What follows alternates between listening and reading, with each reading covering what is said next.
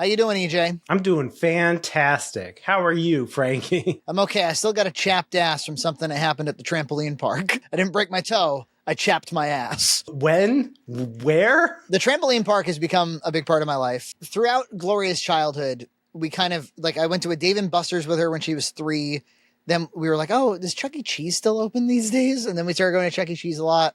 Or we go to this place called Ryan's Amusements. There's a children's museum in Fall River it's like a converted cathedral that became a children's museum. Of course, playgrounds. So it just, you understand when when you've got some time on a Sunday afternoon, you just need to like point their energy in a direction, right? I always saw these trampoline parks pop up. It reminded me of like cannabis centers, all this kind of 2020s trash. But then I actually went to one. I broke my toe, as is memorialized and documented through this podcast. But since then, almost every weekend, she's like, do you think maybe we could go to a trampoline park, perhaps? So we've been, I don't know, I'd say like probably once every other weekend we end up at one. And there's 3 in our area. There's one right across from church. So there have been times where Nina's had to stay after for a meeting or something. And so I take her. They have like a giant machine that if you feed it, you can make like mix and match cups of candy. So you can be like, for $6, give me like some peanut butter M&Ms and some Reese's Pieces. You can make one of those things. So that's one of the major features of that particular one. Which one has the VR setup that you were talking about? The New Bedford one. Yeah. And a VR system, much like you see at Dave & Buster's, where it's like almost like stadium seating, and you pick a game. And what I didn't expect was, like, I don't know, 7 out of the 10 are brutally violent. like brutal. Wow. Yeah. Like blood and guts. Like there's a Christmas one where like, let's do that. And then, you're killing like snowmen and they're bleeding. And there's one that's like it's kind of like an unlicensed Iron Man. You're flying around in like an Iron Man type suit. That one's pretty fucking sweet. This reminds me of back in the day when you would go to a 90s arcade and it was filled with violence, like Mortal Kombat 2 or Battletoads. Like Battletoads is so fucking violent, the arcade version. And like, it's like you would just go in, your parents would let you go in there and you would play these games. You're like, am I supposed to be playing these? On a couple occasions, she like took the thing off. It was like, because we just didn't know. We didn't know. And then there are some that are quite boring. Like there's one that's like, you're just kind of farting around an amusement park. And so you're like phase 1 is like a slow roller coaster, and phase 2, but there was one that was like, it was Dino Park. I was like, this will be interesting. And then the dinosaurs, these like low res dinosaurs walk into your field of vision. And then I was like, oh, like, are we just looking at the dinosaurs? And then I heard, one of the staff members be like, kill it, shoot it. And you're supposed to face it with your eyes and tap a button that's on the arm of the chair. And then you're like, oh, I'm killing the dinosaur. And the dinosaur had blood coming out of it all of a sudden. Oh, geez. Like, this is crazy. So that's the New Bedford one. That is her favorite one. It's the biggest one. It's got the most to do. And then there's one in Seekonk that's, I don't know, I'd say like somewhere in between the quality of those two. But New Bedford's the only one with the VR, interestingly. But something happened the last time. So all 3 of them have a dodgeball area. So imagine a netted off area. All of the floor is trampoline, segmented by padding. And then they have these kind of like steep inclines on the west and east ends of the dodgeball area that are also trampoline material. And then they put like a ton of really soft, spongy balls in the area. And then you just chuck balls at one another all the time. And you can even like, there's kind of like a landing area at the top of those inclines. So you can hide out up there. You can like make fort up there. It's fun. Gloria always kind of coaxes me into that room where I find myself like facilitating or mediating the play. Kids love chucking a ball at a grown-up. Especially if the grown-up looks down, they're like, oh, good. Like we can actually be kind of like rough on this guy. Or, they like ganging up, like, oh, we can all throw, it's kids versus grownups. Like they almost always do that. And on a number of occasions now, it's turned out that I'm kind of the one, there's like a parent outside of the area on a phone, and I'm the one kind of like suddenly parenting the whole group, accidentally. And, but always, every single time, the parent's like, oh, hey, thanks for that. Like, thanks for playing with our kids. Like he really had got a kick out of that. Cause you know me, like I'll inject like narrative into him, like get him. No, he's going that way. You know, I'll sort of like rev him up a bit. One great thing about my kid is she does not allow me to be a bad parent. As soon as like I take out the phone and start kind of like, you know, paying attention to Discord or something, she is like, dad, over here, dad. She'll just figure out a way to get me off that phone. Like she has no tolerance for it. So it's good. There's a good control. Yeah. Noah's been doing that. Like, I don't go on my phone even that often, but if I even look at it for a second, he'll be like, put away the phone, daddy. Oh yeah. The times I pull up, if we're doing a movie night and I pull up the phone, she's like, no phones. Like stare at the movie. We recently did Crudes 2, the caveman. Well, we did both, but Crudes 2 was the good one. I'm willing to say.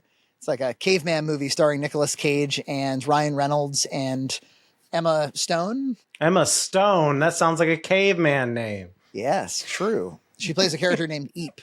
The second one was directed by the Puss in Boots in The Last Wish director. Oh.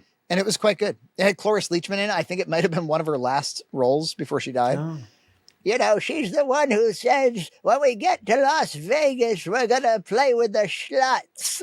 Yeah, we're going to go to Vegas and we're going to play with all the sluts. I'm mostly going to be doing the sluts. Yeah, I'm hoping to do some sluts too. Yeah. So I go into this dodgeball area and there's this one little wiry kid, looks to be about 5. And he's throwing balls at me, like, you know, with that real kind of like athletic energy. Yeah. And I'm, you know, I throw a few back at him real mild. Oh, but before I walked in, there was a guy on his phone in a white tee with a, I don't know what you call it. I always say a flat brim hat. Every time I say that though, people are like, what are you talking about? Flat brim. The RGT 85 hat. Well, this guy from afar looks a whole lot like RGT. He looked like if RGT put on about 15. I think he's even lost weight, you know, recently. So. Yeah. He's always talking about those fatal illnesses, guys. She said, your blood pressure is 240 over 190. And I was like, how is that high? I might not make it. Thumbs up. Like, comment, and keep me alive. So your comments will keep me alive. Literally.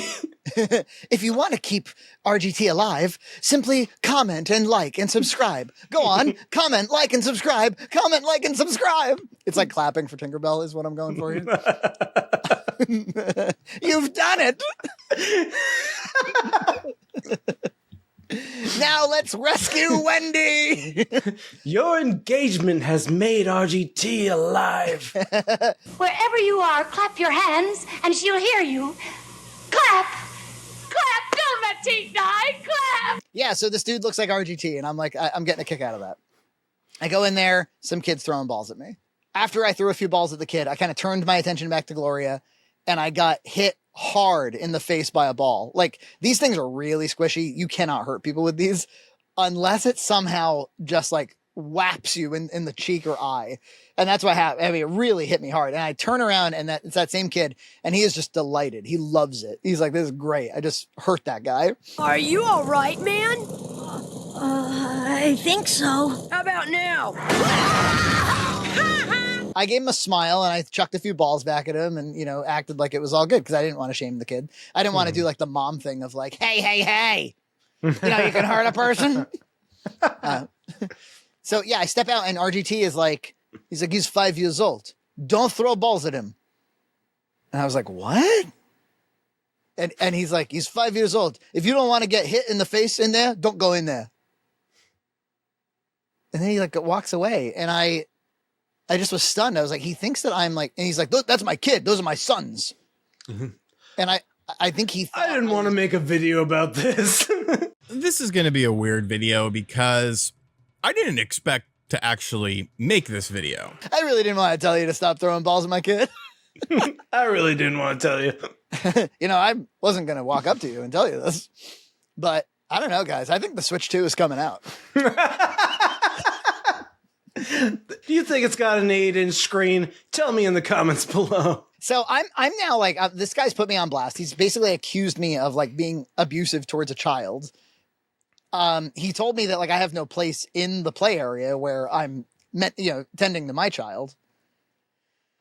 So I was like, I kind of want to fight this guy.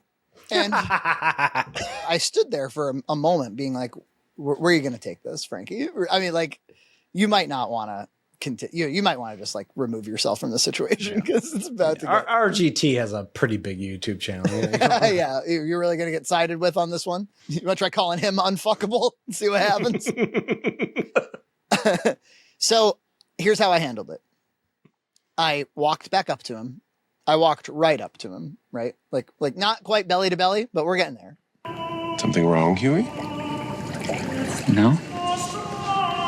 No, I'm totally comfortable. Why would you ask that? Well, your blood pressure is 150/90. And I said quietly to him, looked him in the eye. I said, it's a real shame that you think that I would ever try to hurt a kid in this place. And then I walked away. You don't get to, be the hall monitor here. Fuck you. Yeah. I just don't like being told what to do. That's a big part of it. No, I understand that completely. Never wanted to be told what to do.